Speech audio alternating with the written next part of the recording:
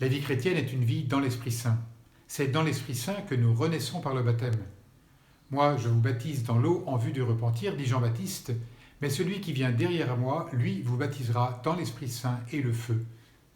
Je vous disais hier que dans les Actes des Apôtres, quand saint Paul arrive à Éphèse, il trouve des disciples qui ont reçu le baptême de Jean. Avez-vous reçu l'Esprit Saint quand vous êtes devenus croyants leur demande-t-il. Mais nous n'avons même pas entendu dire qu'il y avait un Esprit Saint, répondent ses disciples. Ils se font alors baptiser au nom de Jésus et Paul leur impose les mains. Ils se mettent alors à parler en langue et à prophétiser. L'Esprit Saint est parfois le grand oublié de notre vie chrétienne, comme si nous n'avions jamais entendu parler de lui.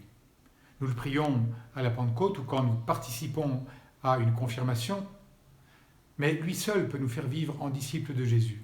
Nous nous mettons vraiment à la suite du Seigneur quand nous nous laissons habiter par l'Esprit Saint et que nous le laissons conduire notre vie.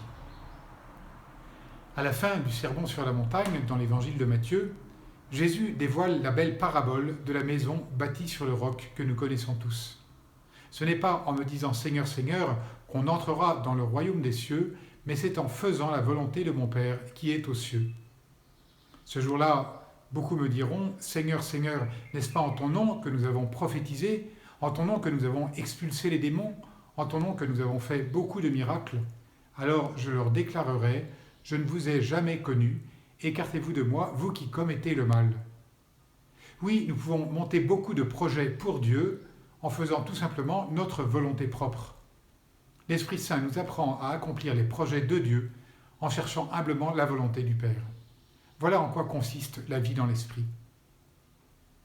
Reine du ciel, réjouis-toi, Alléluia, car celui que tu as eu le mérite de porter, Alléluia, est ressuscité comme il l'avait dit, Alléluia.